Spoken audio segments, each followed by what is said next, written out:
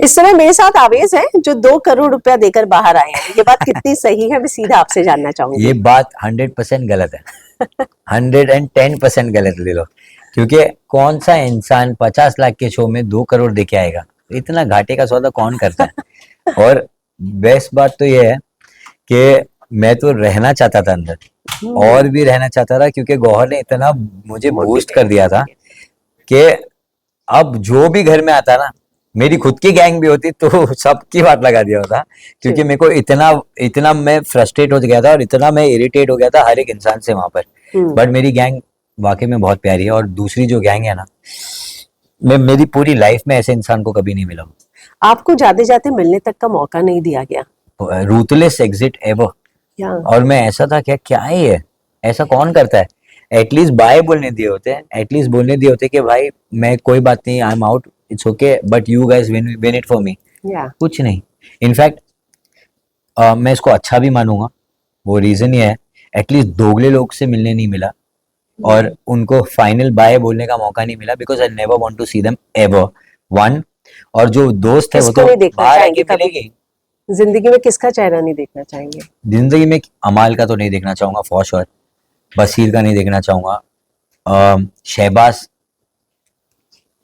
कभी नहीं, या शहनाज को देखना चाहूंगा, बट शहबाज कभी नहीं। गौहर ने जब आई थी वो, तो लोगों ने ये कहा कि जो काम सलमान नहीं कर पाए वो गौहर ने किया, और अमाल को बताया कि वो टू फेस है। आप इस बात से कितना एग्री करते हैं?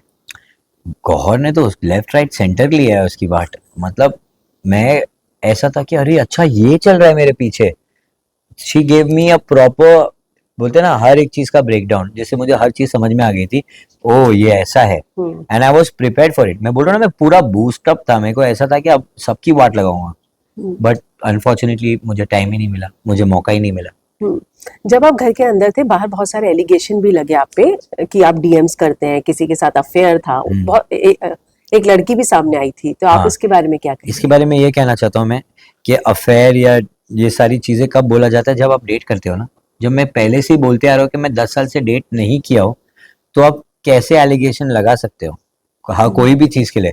और मैं पहली बात तो वो हटा दूं, ये सारी बात हटा दूं। अगर कुछ भी गलत होता तो नगमा मेरे साथ नहीं होती। वो एक सबसे बड़ा आंसर है, सबके मुंह पे एक बहुत बड़ा तमाचा ऑलरेडी है, that Nagma is still next to me. When is the marriage? इंशाल्लाह very soon. Okay, very soon. Amaal ने आपसे 25 लाख रुपए का प्रमोशन कराया था, ये बात कितनी सही है? प्रमोशन तो ऑफकोर्स मैंने किया है, पर डीएम उसने पहले किया है। मैंने काम कहीं नहीं मांगा है, और मैं ना मांगता भी हूँ। रीजन ये है कि अगर मुझे इतने पैसों का ही शौक था तो मैं मेरे डैड की तरह बनता।